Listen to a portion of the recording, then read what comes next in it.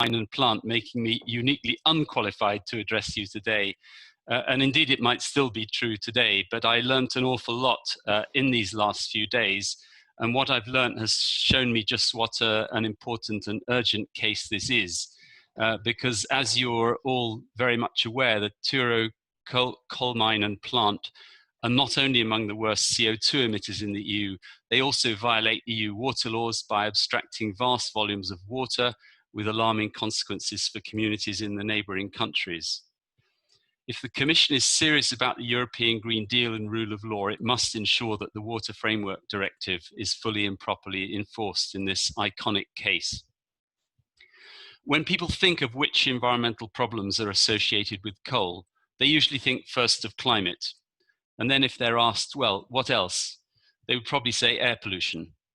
The link between water issues, both the abstraction and pollution aspects, and coal has been much less talked about, but it's of huge importance. And by insisting on full respect for laws that protect water, both quantity and quality, this will make it even clearer that coal needs to be phased out as soon as possible, and it will help us to achieve that objective. So any violation of EU law merits enforcement action. But when a case has transboundary effects, it's even clearer that the matter cannot be resolved within one member state's jurisdiction. And the argument for intervention at the EU level, that is by the Commission, in the case of infringements, is even stronger. And that is exactly what we have here. The Turow case, of course, involving not only Poland, but also the Czech Republic and Germany. So I really welcome the fact that this has been taken up in the Parliament, the European Parliament, by different political parties. And I'd especially like to thank our MEP speakers for joining us today. I've mentioned already the Water Framework Directive, but there are other directives involved here, notably the EIA Directive, Environmental Impact Assessment, and the Environmental Liability Directive. And in relation to the EIA Directive, it's also worth noting that the EU and its member states are parties to the ESPU Convention on Environmental Impact Assessment in a transboundary context. And while in theory the ESPU requirements have been fully transposed into EU law, so compliance with EU law would mean also complying with ESPU, there are other mechanisms available under ESPU which may be worth exploring in this case. So this is a big environmental story, but it's of course a lot more than an environmental story. It's a story about communities. There's a huge social dimension to this issue, and I'm sure we'll be hearing more about that in the coming hour and a half. So I'm going to conclude here. I have to apologize that I won't be able to stay to the end, unfortunately, due to some other pressing matters that have come up. But I wish you a very rich and useful exchange over the next hour or so. So thank you very much, and back to you, Ricardo. Thank you very much, Jeremy, for the kind introduction. Yes, we'll touch all the aspects of this case. We'll start with giving an EU perspective, and will be Kuba Gogolewski from Poland, who will show how this Water Framework Directive can be used to stop this problem in Turów. Well, I'll focus a little bit on the coal mining and Water Framework Directive as such, because I think it requires a quick overview. So by Christmas, the Water Framework Directive will be 20 years old. It's one of the older pieces of legislation, and I would say one of the more robust ones. Like if you compare it, climate legislation is 11 years old. Also in December 2019, so December last year, European Commission finalized a fitness check of the Water Framework Directive and declared it fit for purpose, which is good news, at least for a lot of times. And having said that it's 20 years, still over 50% of European water bodies are under exemptions, which means that we should have reached the targets and assured water quality for our citizens already in 2015, and we are largely off track. And I think there are 4 key messages from the European Commission Fitness Check final report, which are relevant as much for Turów as everywhere else. First, the next round of programs, so the river basin management plans, will have a key role of how we ensure progress in achieving the directive. So by how we reach our quality and quantity of water by 2027 deadline. There are no derogations envisioned by the Water Framework Directive. Second, after 2027, possibilities for exemptions will be greatly reduced. Third, if you think about the surface water bodies' main pressures, those three below, so atmospheric deposition, meaning pollution from air into water, point source pollution and abstractions, all have to do with mining and coal combustion. So by tackling one element, you will have to deal with a lot of, partially a lot of the main pressure of surface water bodies. And for groundwater, the main significant pressures also include abstraction, absolutely the Turow case, and point source pollution. So also largely to mining, especially when you think about when flooding happens, and the external costs of mining are also polluting underground water sources. So coal and lignite mining and combustion, so that's where we come, both exacerbate atmospheric deposition. When you burn coal, you produce toxic substances that from air, through rain and other rainfalls come back to water. Point source pollution and abstraction pressures on both surface and groundwaters.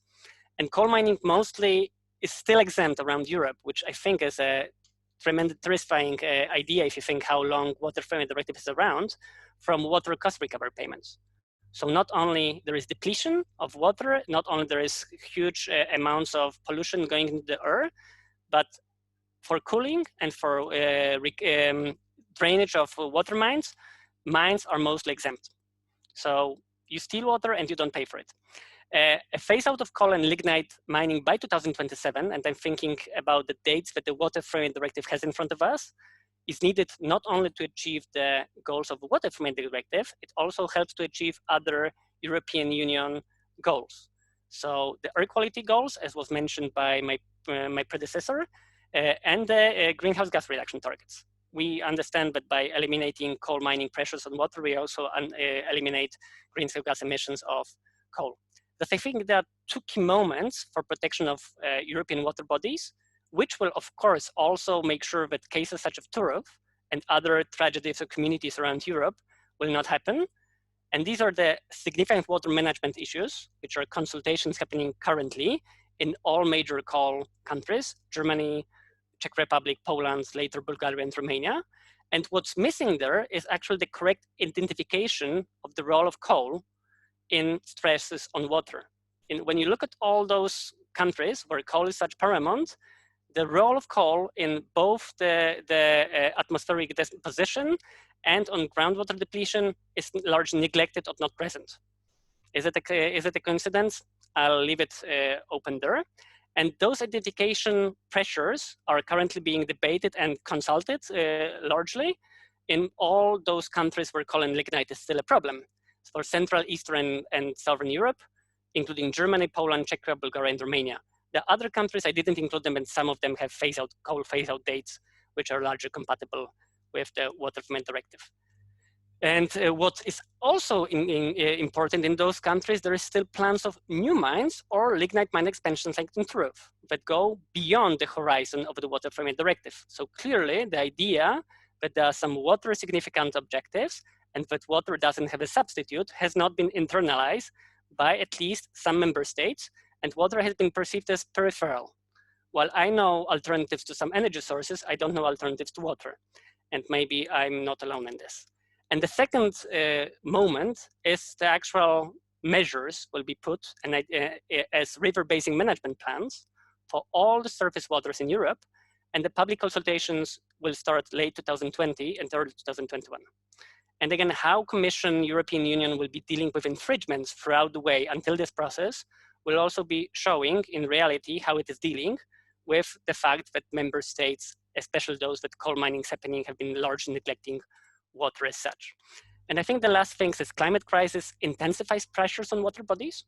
It's changing precipitation patterns. We know that when the precipitation is different, the recharge of groundwaters is happening slower. And coal burning is responsible for both, making climate crisis worse. So again, putting through this level stresses on water resources and put direct pressure on European surface and underground waters. That's from a landslide in Turow that happened in 2016. And I think the case of Turow encapsulates and largely shows what happens when how lignite opens waters. It's also made so illustrative because it doesn't happen in the country. Most cases of lignite water abstraction pollutions are dealt with in member states. That's why we don't see them that much. It's mostly lost in some local fights. But Turow, in a very illustrative way, shows what happens when the water abstraction and depletion and costs are in other countries where the you could say benefits of job creation and taxes.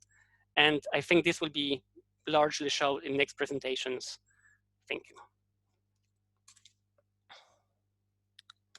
Thank you very much, Kuba, for this perspective. Now we'll go to the people living this situation on the ground. We have Milan Starek on behalf of the Czech local communities living very near the Turow mine, and also Mr. Pavela Branda, the president of Liberec region, on behalf of Martin Piuta, who gives his apologies, but he couldn't attend the meeting. I'll give the floor to Milan.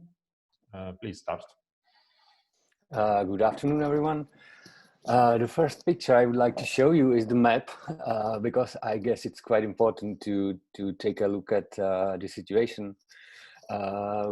Basically, if any country has any coal mine, it's usually inside the area of that country, but Turow is quite specific because we all can see that it's on a kind of appendix of a land between two other countries, Czech Republic and Germany.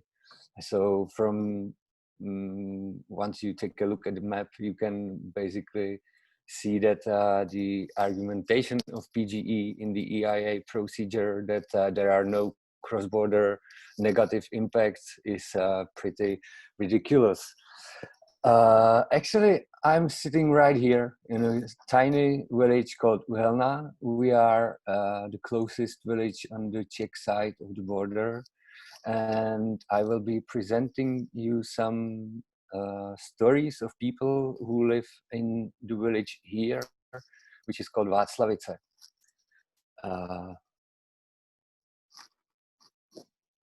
I would like to show you another picture. Well, so this is the image, the picture of Turów mine. Actually, now it's even bigger. This is like 6-7 years old, maybe. And the city here, or the town here, is Zittau in Germany. Here you can see the power plant, and if the image was a little bit wider, you could see our village, which is on the right.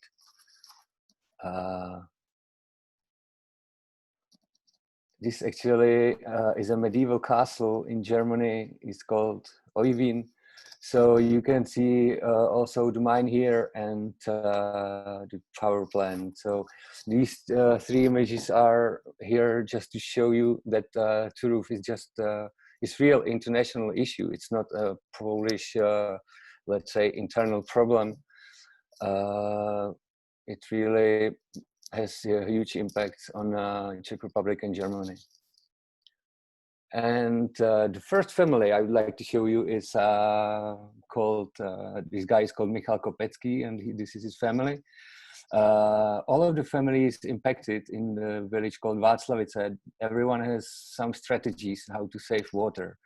This family, for example, as you can see on the other image, they are carrying all the laundry to their parents in Liberec, so they have to drive 25 kilometers to their parents in Liberec just to save as much water as possible, because they have 2 horses, they have some sheep, so they are trying to save water for drinking and for cooking, obviously, and this is how they do it. This is a farmer from the same village. He's called Mateusz Kirchner. He has, or his water resources are really poor in the late years. And last summer, the situation was so hard that he has to kill 6 cows because he just wasn't able to have drinking water for all the herd. So he just did what he had to do, although of course it was very hard for him to do that.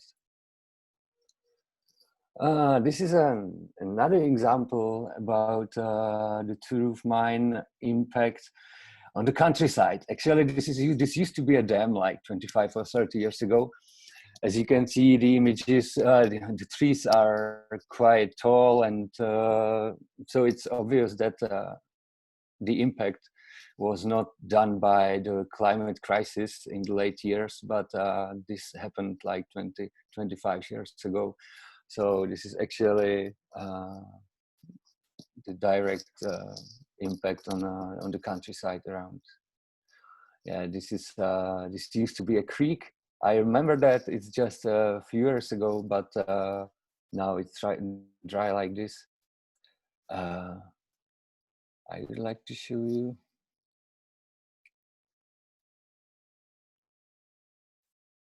one more image. Stop share for a little while.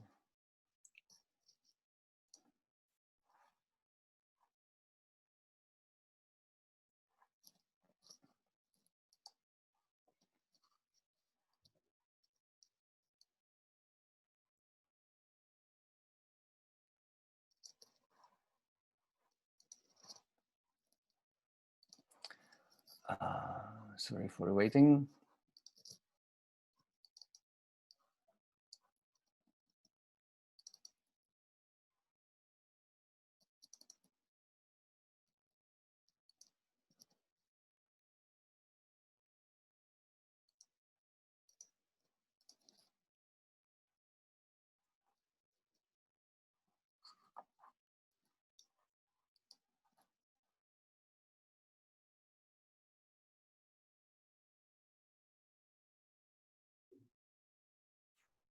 Maybe in the meantime, we could give the floor to Pavel Branda. He can share his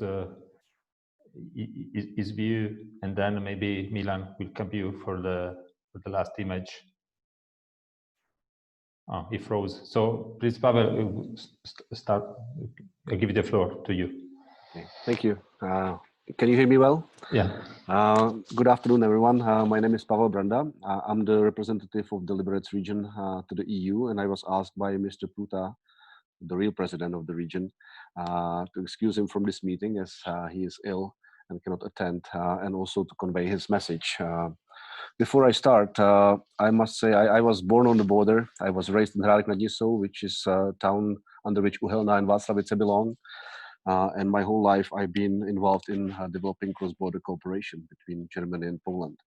And we've done a lot of good things. We've managed to open the borders. We entered the Schengen together. There's a lot of wonderful projects in the environment and tourism. We have common university, common choirs and everything. So I have personally nothing against our neighboring countries. But as was already explained, our region lies next to the borders of Poland and also next to the Turow mine. And our territory has been seriously damaged by decades of mining in the Turow coal mine, which resulted, among other serious impacts, in current lack of potable water in the parts of our region. And for decades of operation of the mine, our water level in some parts of the region dropped down about 60 meters. And the rest of the water we are left with is now endangered by further 24 years of mining, coming up to 70 meters from our borders in 2023 already. So you can see the urgency of this issue, and all that despite the fact that we have in Europe the Water Directive, which does not allow such activity, that is worsening the waters. Even though we've used all the legal tools we could to defend our rights and the rights of our citizens, we were still not able to stop Poland from taking our water away. In the proceedings, Poland simply went around us and around the law and continued with the mining anyway. We as the Liberec region are responsible for the well-being of our citizens. and as there is nothing left we can do to manage this task, we have asked the European Commission to intervene. But it has been 6 months already and nothing has happened. Poland is still acting above the law, so we can only hope now that the European Commission starts the infringement soon and will force Poland to comply with the Water Directive. Thank you for your attention. Thank you very much, Pavel. Unfortunately, I think that Milan experienced some technical problems, so he can't show us the last picture. Hopefully he'll join in some minutes. So I think we can go on and we can involve our kind parliamentarians who decided to attend this meeting. We have Anna Cavazzini, member of the European Parliament from Germany, Martin Hojsík from Slovakia, and a member of the Polish Parliament, Anita Sowińska. So we'll have like the three view from the three states involved in this case. I have apologies from Mr. Tomáš Zdechovský for some he couldn't participate for other commitments. So I'll give the floor to Anna. Thank you, Anna, for joining us. Yeah, thanks so much for organizing this important webinar. I know originally you had planned, or the NGOs had planned, an event in the European Parliament, but I think now with this like digital version, it's probably even better. You can include more people, and I think a lot of people also, yeah, from Germany and from the different countries have dialed in, and this is really good. I also am very happy about this kind of cooperation against the Turów coal mine, because it shows that, especially in that region, and Pavel mentioned it, that has grown together in the last years, where a lot of cooperation, water cooperation projects take place, the Euro regions and joint events and joint like fireworkers or whatever. Like there's so many projects going on that it's also important to talk about cross-border environmental cooperation. And I personally experienced this very nice, really amazing action and shortly before the European elections last year. I think it was also commonly organized by Kuba and others at this border region where really Germany, Poland and Czech Republic meet. And then there was a joint big protest against the Turow coal mine with citizens from all three countries, and it was really amazing. We saw that in the last weeks these borders were closed. This was a really sad incident, but I think we managed also with a lot of pressures. I kind of started like 3 petitions and many others to reopen the borders, that this hopefully lies behind us, and this cross-border cooperation can continue. Very quickly from the European Parliament side of view, and then I mentioned some things from the Saxony point of view, because my kind of constituency is Saxony, and this is of course like where Turow and all these cities are concerned. So from the European Parliament side, I think all of you are aware about the petition, where a lot of you were involved. We had been fighting for having this presentation of the petition in the Petitions Committee, and then also Corona came and everything was postponed, but I think it is still a very important process going on, and I really hope we can manage amongst the different groups in the European Parliament to put the petition against Turów back on the agenda of the Petitions Committee, because I feel in a lot of committees now the work is getting a little bit more back to normal. At the beginning, we're like getting the instructions, we can't do anything that is not related to COVID-19, but now it's getting a little bit more back on track. And the second thing we did was a joint letter with also a lot of MEPs from the 3 countries, from different groups, from different political groups, to the President of the European Parliament, Sassoli, and also really asking for an investigation, asking for like a process and looking into it, and we got a very positive answer of him. And then last thing, we had also started a written question to the Environment Commissioner and asking about an infringement procedure, and he basically answered that yeah, it's a serious issue. They are looking into it. They're investigating at the moment, and after this investigation, there might be an infringement procedure. So I think it is very, very important from the Parliament side that we yeah, continue the pressure on the Commission to also really look into it and see if there's some breach of the Water Directive and probably also of other EU legislation. And then, yeah, from the German side, I know that I can just say that the Czech side, of course, and we heard this today, on local level and on regional level is, I think, much more active than the German side. Nevertheless, there is also some small, like, citizens initiatives or citizens associations, especially in Turow, but also in other regions, who are active against the mine. We had also had planned originally together with Greenpeace, like this, like an action on the river, on the Oder. I don't know what is Oder in English, but like on the river. And this also had to be cancelled due to Corona, but I think it's probably not, it's just postponed and not cancelled. So we as Greens, we try to also really increase the attention of the citizens in the regions in Saxony.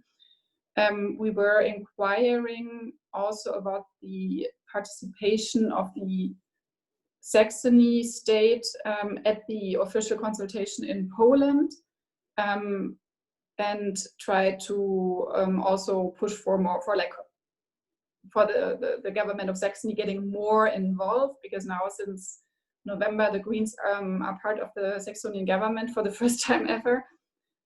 So we try in Saxony to do both, like get more awareness in the citizens area, but then also try to get the Saxonian government to get a little bit more active. The last point I want to say quickly is that we are fully aware of this very difficult question: can you push another country in their energy policy while your own country is not perfect either? And I quickly want to mention this, that of course we also are really fighting for a German coal exit. We have a kind of government agreement now. We are not happy with it as Greens. We try to make it faster, but what is clear that we have an end date already in Germany. We have an agreed end date. So basically this concerns also the border region, because there is still a lot of mining also on the German side. So I think in general, it would be, of course, the goal, and I think probably Martin will tell more about it, because I'm not an energy politician at the end, I do international trade, but I'm locally involved. The goal should be really to work together cross-border in that region to really have a transformation that is just, but that also really keeps our climate goals. And I leave it with that. Thank you. Thank you, Anna, for giving us this German perspective. Now I'll give the floor to Martin Hojsík, another member of the European Parliament. Thank you, Martin, for joining us. The floor is yours. Thank you for the invitation. And you might be wondering what a Slovak MEP is doing in this case. And the reasons are on many levels. Actually, I have a link to the Liberec region. My wife's distant family is from Malá Skala in the Czech Paradise, and kind of every summer we happen to go there. I love that part of Czech Republic, and I'm quota Czech myself. But none of these reasons is why I'm involved. The reason is that I believe that we need to work to not only to protect the climate, but also to kind of provide a just transition on a Europe-wide level. This is something where it concerns the Upper Nitra region in the Slovakia, where with what used to be the planned expansion on a lignite mining, the Nitra was, which is already in very bad environmental state, would be put under further strain. And there the situation was that the authorities in the past were just pushing a lot, not just the coal mine, but the authorities were just steamrolling the Water Framework Directive. I believe that we should work together as a Europe to actually really push for just transition, not just giving the money away and say, okay, you know, dear member state, here you have some money so we can help you do the transition, but also connect it with following the rule of law, meaning following the regulation that not the Brussels agreed, but we agreed all together as a member states and MEPs, and also really providing transition for the people on the ground, not just for the profit of the mine owners. And this is a case which is very intricate because its exception in a way it has the mine itself massive cross-border impact, and it's a case that also all the three involved countries have their own challenge in terms of the extent of the coal mining still going on. And it's kind of somewhere where I believe we in the European Parliament, but also the European Commission and the member states and the citizens who are surviving in the affected areas need to keep up the pressure and really try to push for a rapid transition. I was very concerned by a number of what I saw from my perspective, as to put it very mildly, irregularities in the whole permission process. The issues around the transboundary impact, environmental impact assessment, Water Framework Directive, the Environmental Liability Directive. And that shows me, you might see it here in a bigger way because it's across the borders, and that brings it more to the light. But I think every community living near massive coal mines tends to be affected in one way or another. And we need to try to push for the phase out of the coal, also to protect these communities and to provide environment and to basically not provide, but guarantee a very elementary justice for them. And that's where I think this effort to stop the expansion and the extension of the operation of the Turow coal mine is so important. And I'm sad that the petty committee, so the petition committee, so far, despite the pressure that we tried, didn't hear the petition. I hope that this will happen in July, when it should be kind of opened to other issues besides the corona again. But I believe that as a European Parliament, we need to keep up the pressure. That's why I also organize the coordinators of all the major groups to send a letter to the Commissioner Sinkevičius on this issue. And I hope that this will help to keep the pressure on the Commission and almost kind of empower them to really properly look at the infringement and act on it. This is something where I'm having quite a bit of hope on the new Commission to really not to give up to the pressure, and also trying to get over to the Polish side. It's like, this is not about, you know, the Czechs attacking the Poles, the Germans attacking the Poles, whoever. This is about really ensuring a future for Poland itself, economically and environmentally. And I think this is where, by the joint effort, we can help to solve not only the problems of the people who are affected, but to really help to kickstart a just transition away from the coal across the Europe, beyond the Turow. Thank you. Thank you. Thank you very much, Martin. And now we'll go to the member of the Polish Parliament who kindly joined us today, Ms. Anita Sowińska. Thank you for being here, and the floor is yours. Hello, everybody. Thank you for the invitation. I prepared some slides, few slides. I don't know if I shall to share or you will share. You could share directly. Okay, so I was not prepared, but give me just a minute. Yes, I am.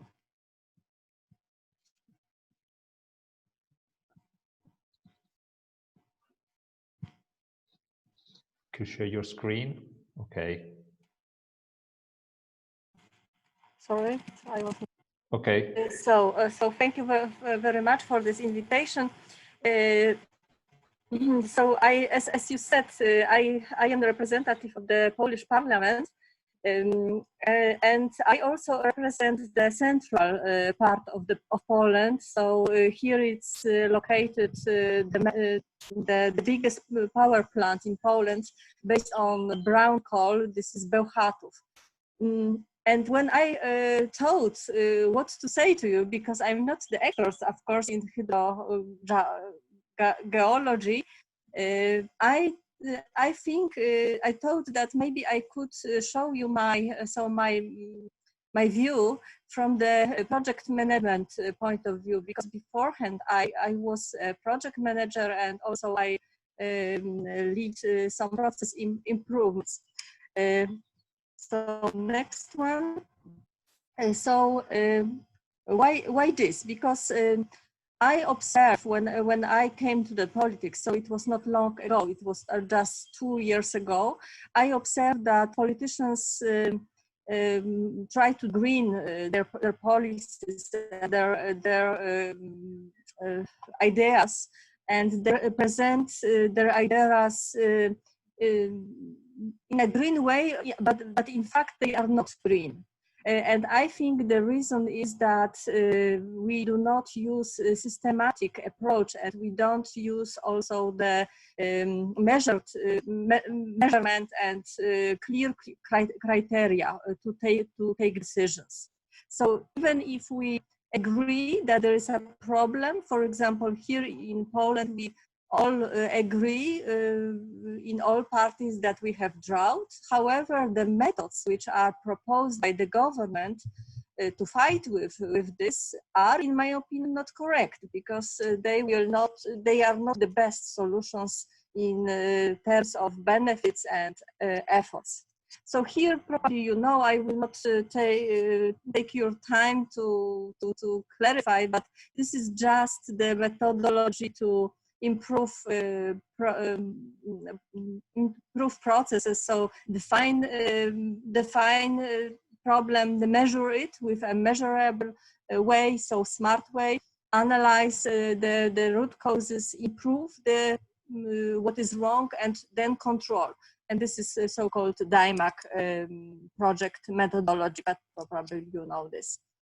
Here, I also will not go to the details, but when I thought about drought in Poland, I had to define what is really the goal. So I think we have two areas. So first is how to keep water, so how to increase this water flow volume to be kept in the area of Poland. And the second part is how to reduce the water consumption. And here, as you can see on the left side, so the main water consumer is production. So, and from this, 64% is responsible for water consumption in energy plants and, of course, mines. So if we want really to improve something in that area, we should focus simply on these areas. Don't worry about this slide. This is just my brainstorm. So I will this so-called cause and root causes analysis, and I will ask you to just look at the two areas of them. It's coal-based energy and agriculture. So the possible causes in coal-based energy is, of course, the depression cones around mines, and also I think there are no charges for cooling water. So this is a very strange thing, which Kuba also mentioned in his presentation.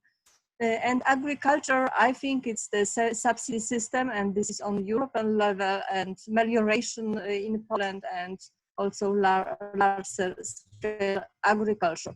So if we want really to win with drought in Poland, we should focus on the root causes. Of course, it should be also measured. So I will not go to the details. And this is the last slide, so don't worry about. So here also, please. This is the so-called benefit and effort matrix. So this is the project tool to choose the best solutions. So the best projects which can help us to make right decisions.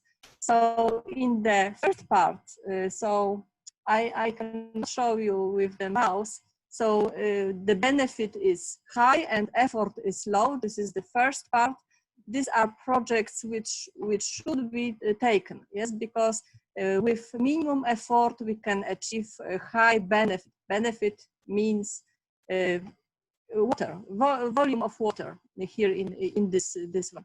In the middle part we have the projects which should be done, yes, should be done. We can consider how which should be first and what should be the sequence, but generally should be done. And the third part is, in my point, so it's not my point of view, generally the tool. The effort is high and the benefit is rather low. So probably this project should be not done at all. And here I would like to give you some examples. For example, this orange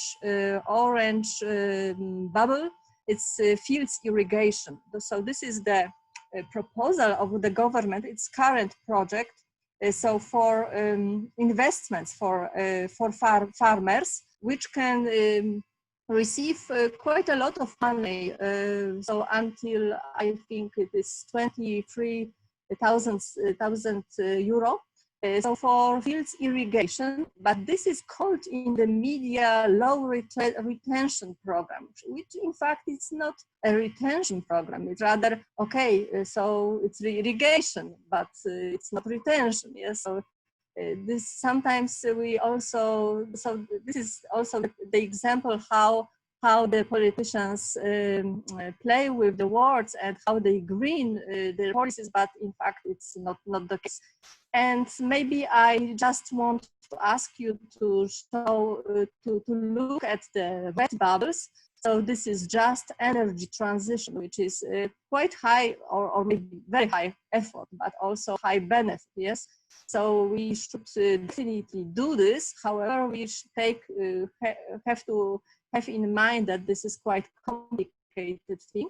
And also the second one, it's the charge energy plants for cooling water. And here I think the effort is rather middle, or maybe this is quite simple from the technical point of view, but maybe complicated from the lobby point of view. Yes, so it requires some efforts here, negotiations. But the benefit should be rather high because with quite simple method, we can motivate the power plants to save the water. And that's all from my side. I hope that this presentation could be inspiration for you. And if you have questions, then please ask. Thank you very much, Anita. Yes, it was interesting indeed to hear some voice also from the Polish Parliament about this important issue. So now we can start the Q&A session. I again suggest you to write your possible questions in the Q&A box. We have already two. The first one, maybe Kuba, you could elaborate a bit more about, is from Richard that asks, what is the water cost recovery payment? Yeah, it's the principle in the Water Framework Directive that assumes that if the costs are, if the water use is rightly priced, not only including just the volumes of water, but also what the other users are foregoing because of this particular water use, then the efficiency will increase. So the idea is that when you start paying for any given resource, and water is a very special resource, it's not actually just an economic resource, then the use of this water becomes more efficient. So from this point of view, the fact that the biggest users are exempt from paying for the resource actually causes them to use it, not only to use a lot and as they are big users, but use it frugally. That's a short answer. I can send links to the directive exactly for anybody interested. Thank you, Kuba. We have another question from Ozlen Katizots, who is asking if there is any sinkhole formation, I suppose, in the Turow area. I don't know who is, maybe Kuba again could answer to this. I became an expert on Turów, I see. No, I mean, of course, every lignite mine is in a depression cone, and there is modeling about how far it reaches and which layers of water it reaches. So there is directly impact. Part of the discussion is how far and how deep the current water depression reaches. So there is a dispute between, I mean, the Polish side, the government and the PG claim, for example, that the water depression cone doesn't go on the German side because the Neisse, the tributary of Oder below, is too big flow for it to go. Other experts claim that there is impact in the lower levels of because groundwaters have various levels. And the same issue with the Czech side. The question is not really if the impact is felt, but how big and how many thousands of people will be impacted. I think the problematic part about the water depression cone with Turów case is that Polish side, PG, clearly denied liability issues. So they said, there is no problem, and if there is no problem, we are not going to accept any kind of financial claims for water uses foregone on the other side. And I think that causes a lot of problems with the Czech colleagues. Thank you, Kuba.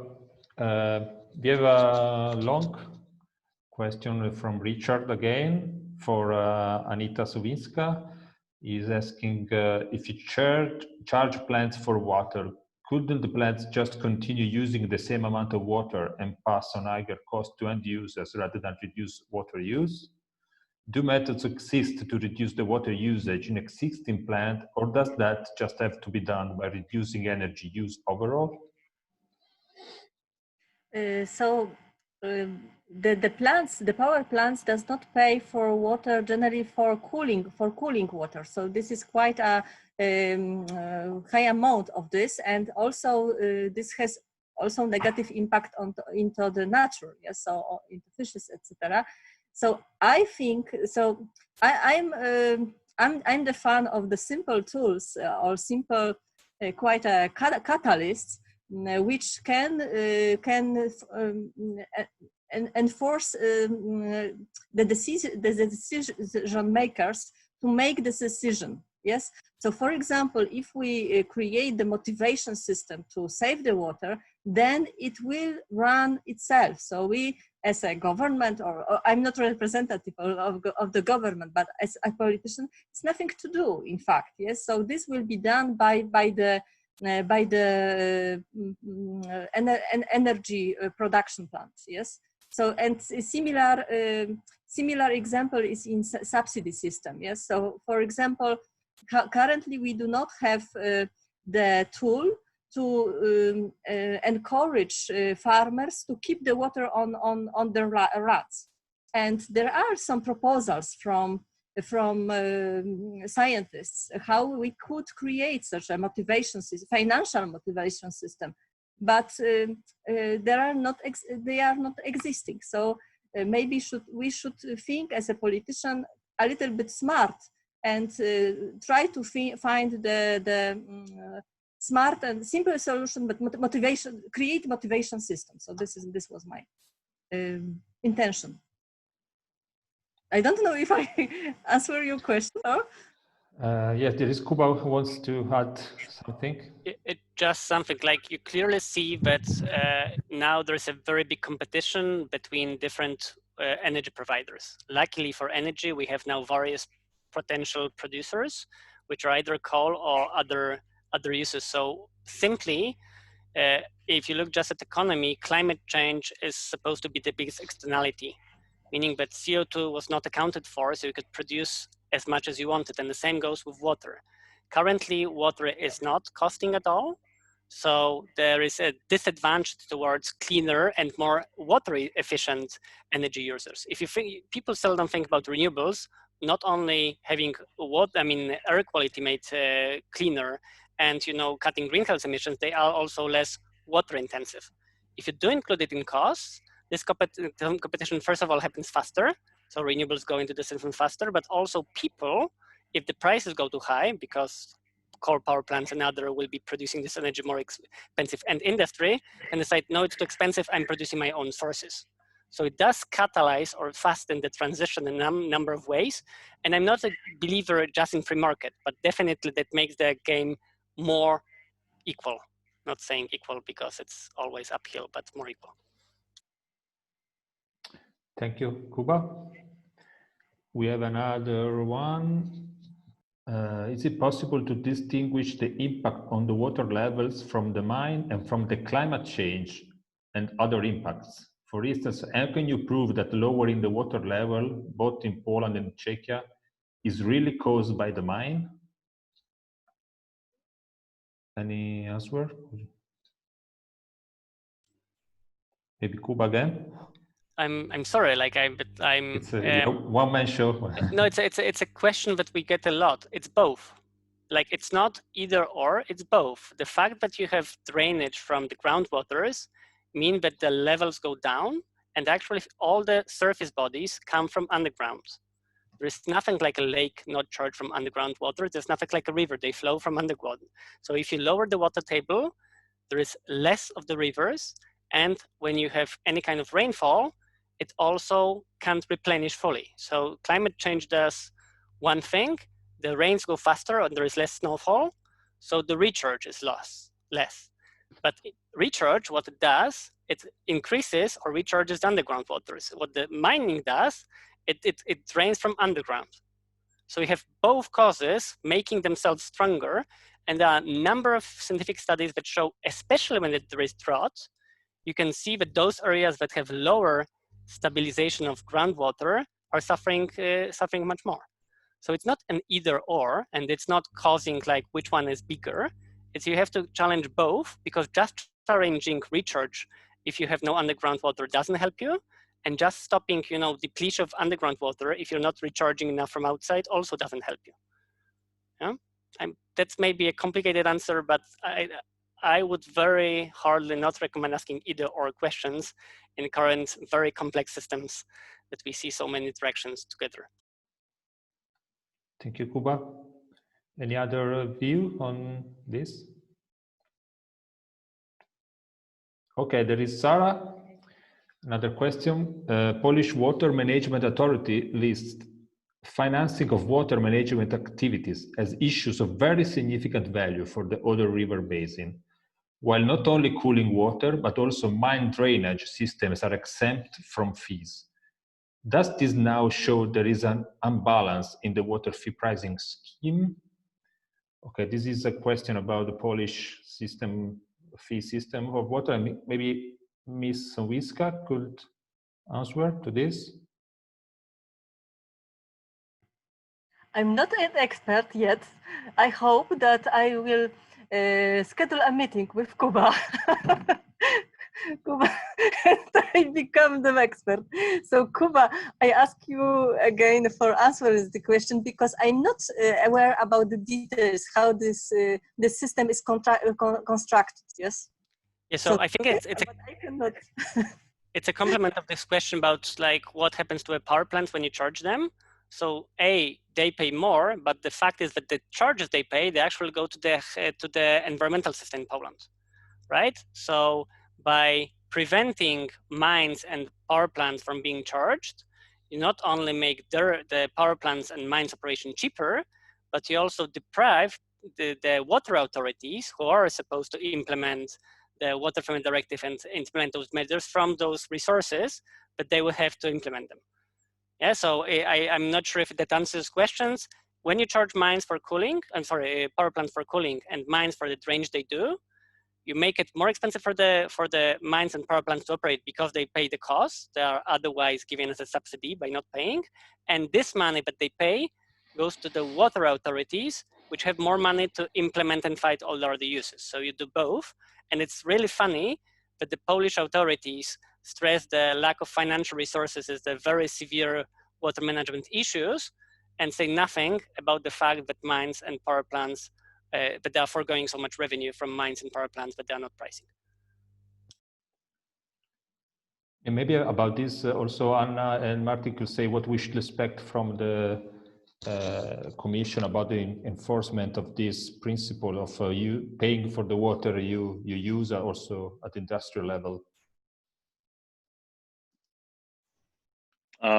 For me, it's hard to say, if I may start, what exactly to expect from the Commission, but there is a general question about the level of enforcement across the Union, a number of environmental regulations, where the states are getting away with not following the rule of law. And in this case, as Tuva said, I think it's very important that realize that the bringing in the external costs of environmentally damaging activities is one of important tools on how to trying to make the market work a bit fairer against those activities which don't have these implications. So I think ultimately it's about if they claim that the coal is necessary because it's economically viable, well, it's not. Because as there was like a slogan from one NGO back 20 years ago, is the price is low because someone else is paying. And this is just the case. Yes, it's a valid point. We'll have to keep an eye, and I would encourage all the people to actually watch out for these things and potentially file the complaints to the Commission. Now, let us know in the Parliament that there is an breach of the European regulation, because this is something which we might have the good laws and we might try to get even better laws, but if they're not followed, they are completely in vain. Yes. Yeah, quickly to add, I mean, I want to just add the bigger picture again, because I mean, I think on environmental terms, the EU policies were always quite progressive, not in all areas, but I think often the EU level gave a push also to national environmental policies. And now we are even at a different stage. So the Commission really committed to the EU Green Deal and to making Europe CO2 neutral. I mean, latest 2050, I hope it's getting there earlier. So I think this is really a big step forward. And of course, now the big battle is how to really, really make this happen and how to really implement this. And I think this kind of fight around the Turow mine is a little bit, yeah, is one piece of the puzzle. And of course, this is also what the Commission tells us in all the answers we're getting from them. They cannot officially have an influence on the national energy mix. This is still not an EU competence, it's like a national competence. But on the other hand, there's like a lot of tools the EU has at hand. One is the Water Framework Directive, we mentioned it already, but of course the other one is the Just Transition Fund and more like this carrot and stick approach. And I think I would actually like to ask a question also to my co-panelists, especially from Poland, if they think this could be also really used as a kind of tool to push the government into a change of course when regards to Turów, because I mean ideally and the parliament is really pushing for that, especially like the Greens, but I think also a lot of other groups that really have the opinion that we should only give out this money if there's a clear phase out date for coal and a clear plan on how to get out of coal, and not just giving out the transition money like this without any clear conditions. And I think this at the end should of course also put some pressure on the Polish government, to my view, but this is probably something also my co-panelists can answer.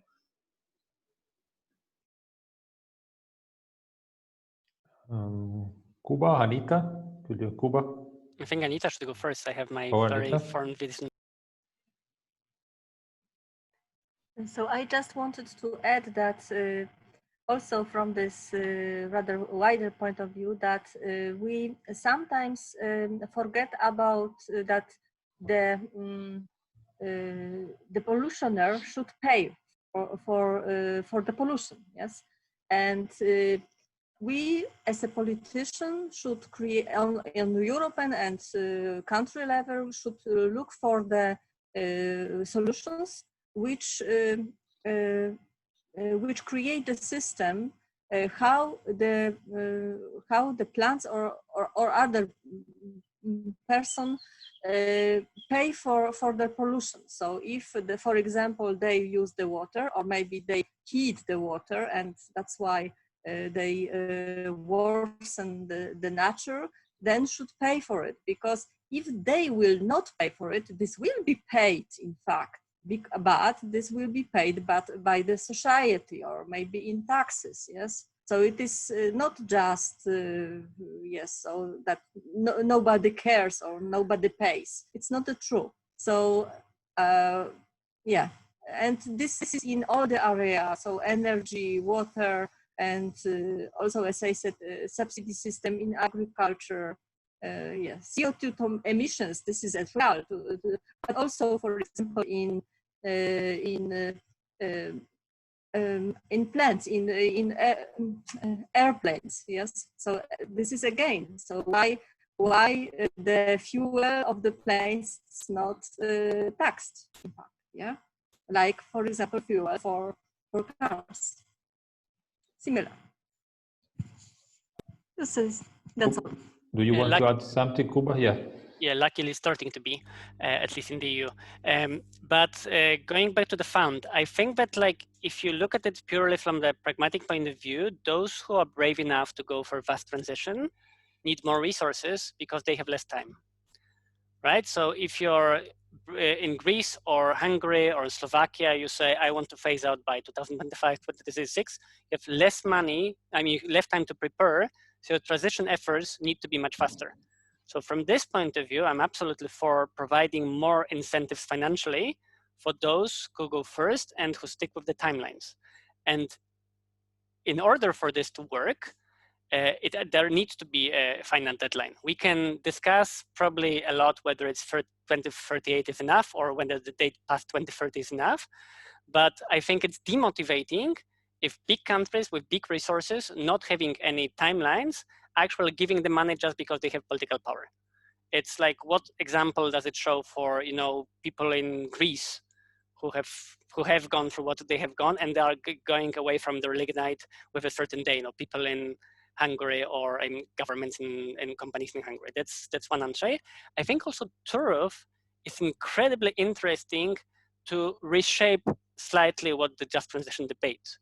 Because for the moment it's used pretty narrowly around job creation and job opportunities in a certain region. And the region is defined by those who work and get taxes in this region. So just to use the metaphor of Turów, in a sense, if Liberec region and Saxony are getting those negatives, and then Lower Silesia gets the money to transition Turów, they lose twice. Yeah, it would be probably much fairer to look at just transition in sense of defining those regions in a wider, just beyond national administrative thinking scope of those who actually have been through this pollution and through this thinking, and truly support this European renovation when thinking about just transition. Because again, I think our energy market reform is about not making infrastructure useless just because you're bound by the nation. Yeah, but if you're able to cross-border trade, cross-border energy, it should be if we think Europe, not if we think COVID, it should be irrelevant whether those solar power plants are in the Czech Republic, Saxony, or in Poland, and then trading them, benefiting from the fact that we have them. And as long as we are going back and down to the energy productions we need as Europeans, where it's produced, it should not matter. Of course, it does matter, and that's one part of the problem. So I think I'll end here. But Turów is nicely because it encapsulates where the production happens, where the costs lie, and we think for just transition times, again, where the production happens and where the jobs are. Thank you, Kuba. We have a couple of questions more from the audience. Anna Marzek is asking, how will gas power station improve the water use in comparison to coal? And she makes the example of Ostrołęka C power station that is going to be gas-fired and not coal-fired as it was planned before. I don't know, Kubazwa? Maybe our European... Also Martin, exactly, somebody, yeah. Also Martin? Yeah, this depends on the gas station, but they tend to have a lower water consumption. But I think this is going to gas from coal to gas for me. It's like going from a landfill to incineration. It's the second worst option. Doesn't mean that we can entirely exclude it, but I think I'm going to use this question to basically turn it around. And I think what Poland and every other country, including my own one, needs to look at is first, okay, how do we work with energy efficiency? Because the best energy is that you don't need. You know, Poland doesn't have a massive gas deposit, and you can choose. You rely on the Russians, you rely on the Saudis, you rely on the USA. You know, you always have to rely on something. The energy that you don't need doesn't need a water consumption, and you don't have to rely on anyone. So that's the first thing. So really going into improving of the energy efficiency. There are low-hanging fruits like the building stock and really going for a proper renovation wave. And there are harder things because, you know, cleaning up the steel industry, it's going to be harder. But we should start. That's one thing. Second thing is then look at renewables. The number of renewables that are available also in Poland, and really trying to see how Poland, Slovakia and every other country, I don't want to be singling out Poland, can improve in the use of the renewables, because honestly, they are now incredibly cost competitive. It's not like, oh, we do the renewables and we have to pay lots of extra money. The investments in renewables and the advances in renewables in the last years were really substantial. And the comparison is now, even in the US, it's cheaper to build solar photovoltaics compared to gas. And that's something even operated. So that's something which should be taken into account, because again, you don't have to import the sun, you don't have to import the wind. You have to do it in a sensible way, not to burn the forest for biomass, use the biomass sensitively, not to dam the rivers entirely. So every source of energy needs to be used in a sensitive way. And that's something which I think is the first thing to put in mind, when it's like, okay, we need to replace coal. Yes, so let's start in the hierarchical order. First, the energy that we don't need, then the renewables, and then, okay, there might be uses where we still might need gas. So let's look at it, how we can do it in a way that will not result in stranded costs, because that's a big risk, especially in the infrastructure that pays back for tens of years, and we don't have tens of years in terms of the climate. And I believe that Poland, just like Slovakia, has an amazing opportunity in the energy transition to really modernize and leapfrog the infrastructure, as well as the entire energy sectors in our countries, and we need to use it. Thank you, Martin. And maybe say something surprising, because we usually think about Poland being a green country with lots of waters, but with a lot of rivers and stuff. Actually, Poland has disposable resources per person only third from bottom after Malta and Cyprus. So we are really low on water available. And that's how, like, when you think about what you have in your head and what you look at numbers, it's very different. And I fully agree with Martin. Energy efficiency first, looking what you can avoid, and then producing. That's a little bit, I think, what we are taught right now. But think about, like, when we compare costs, we still in this old paradigm of comparing what counts as costs. So if you think about avoided emission, if you think about avoided air pollution, and you think about water, you have completely different costs. And I think the third little thing to add, oil and gas can be viewed as imported water. Think about the quantities of water needed to extract oil and gas in other places they come from. Some of those countries are extremely poor on water. think about the Middle East. What they are doing, they are basically changing currently the water in the future for cash. And these countries are disappearing in terms of, if you look at climate scenarios. Yeah, they're committing suicide.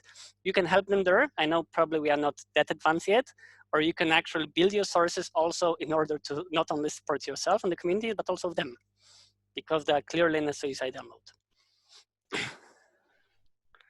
Thank you, Kuba. There are other questions from the audience. Oslem asks if there are other activities competing for water in the Turow area, and how Poland denied the impact of the mine.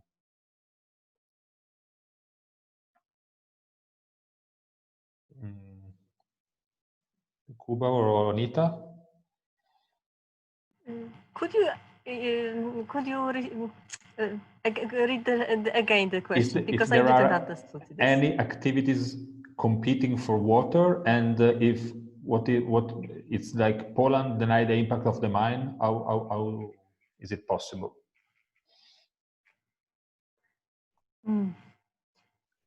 I think that competing is maybe not.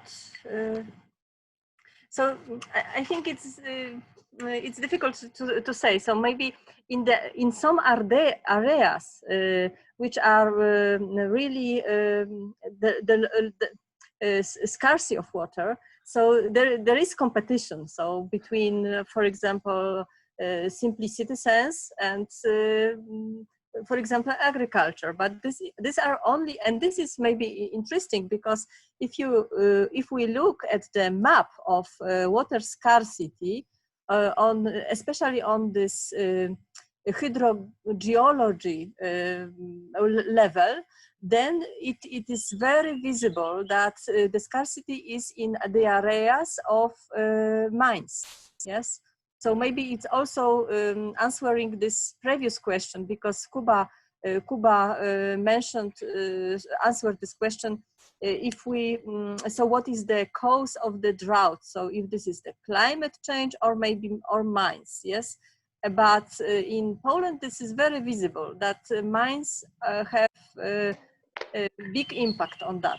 So in this area locally, of course, but you know, everybody who needs the water will fight for it. Yes, so agriculture. I think it's agriculture and industry, generally, and industry, not only energy plants.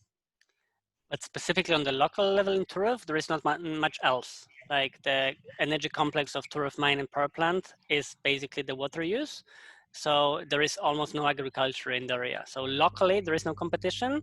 What it steals resources from either across the border or lower downstream.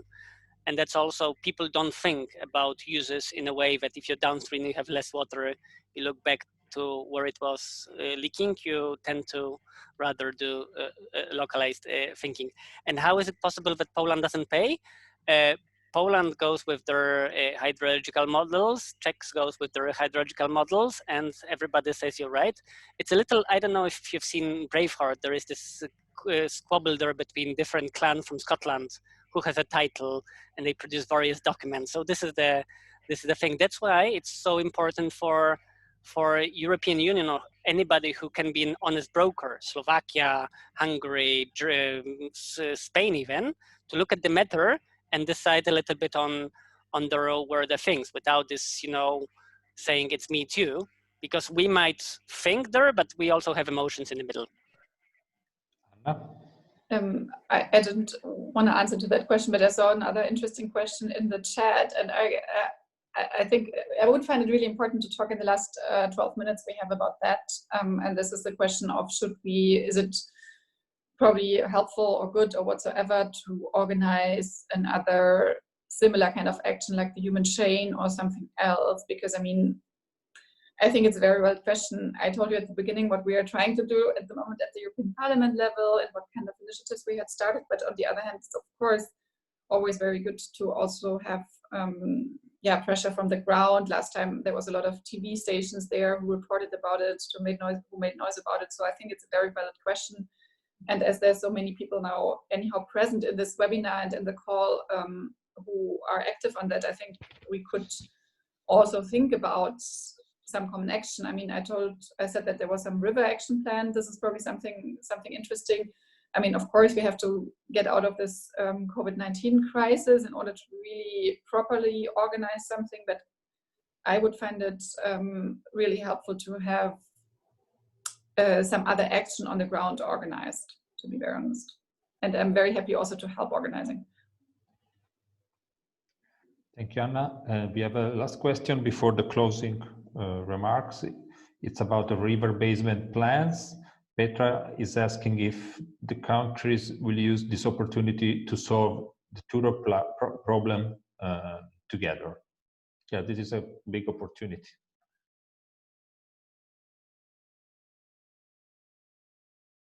Any volunteer? No. I maybe try the process because so the river that Turów is like lower on is a transboundary water body. So it will be consulted both the what's called now significant water management issues. So who's causing most damage, why, and what to fight for, between Czech Republic, Poland, and Germany. And this is happening at the 22nd of June.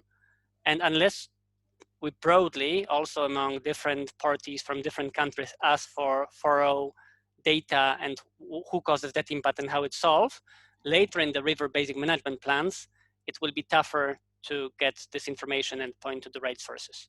So for example, currently what we look in this significant pressures, mining is treated as a regional problem.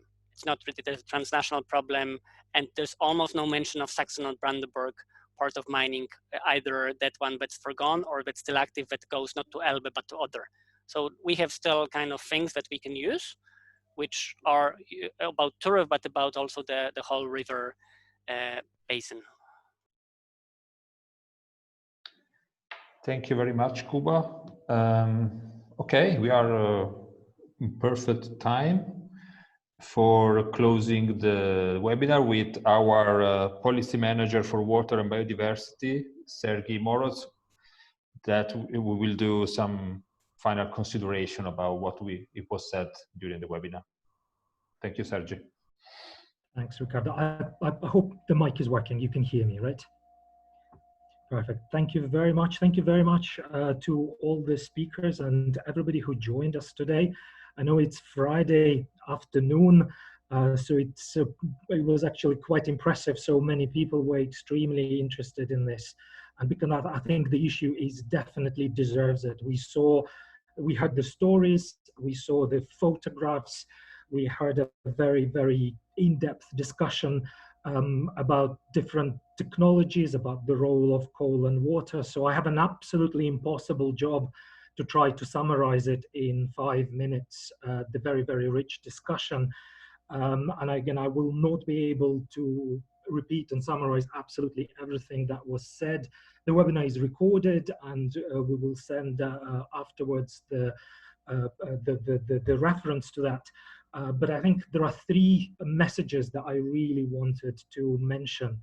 I think Turów case and the ongoing complaints about the infringement and the fact that it's clear that there is a breach of both Water Framework Directive and other pieces of environmental legislation such as EIA, that needs to continue. And I was very happy to hear that European Parliament is working on this in order to put pressure also on the European Commission, because there is a very clear role for the European Commission to act and intervene in this, particularly considering the transboundary aspects.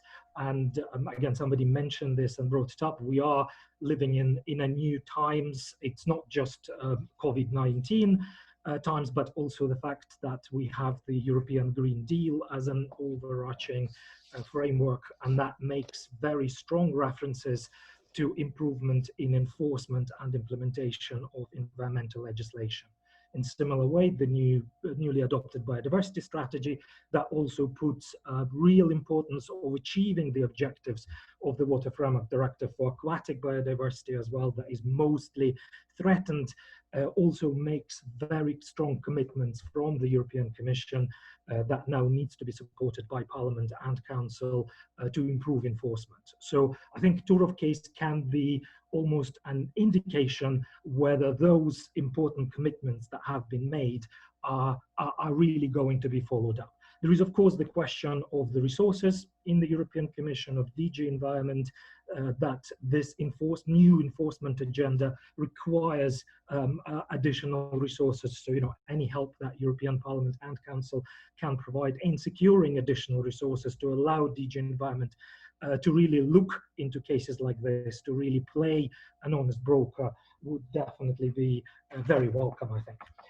And I think what Martin said was very, very important, that in this case, as we are moving ahead, it's not against Poland so much. It's really about helping Poland in the just transition. And it does have a transboundary effect. It does have other member states involved. So there is a particular role for European Commission that needs to play there. The second message that I have heard is this importance of highlighting the link between water and coal, the impact of coal mining that is happening. It is a pressure. There are other pressures on our water bodies, diffuse pollution from agriculture, the pressures in changing our rivers through hydropower stations, the changes that are being planned to our rivers for navigation. So there are a lot of pressures, and among those, and in particular, they're extremely important in local circumstances, are pressures from mining, from lignite coal mining and other mining types, both in terms of water quality and in terms of over abstraction. And Turów is a very, very clear case in that. The opportunity that is presented by the fact that river basin management plans are being prepared at the moment, and there is a consultation that is ongoing on significant water management issues, and Kuba outlined some of the actions that are being planned by civil society organizations, other stakeholders, in really engage in those consultations and make sure that this link between water and coal and the impacts that it is causing are recognized, and that the measures are really being planned to address those pressures in the river basin management plans under the Water Framework Directive. And I think one element that came up very, very strongly, how important it is to use the economic instruments that are included in the Water Framework Directive.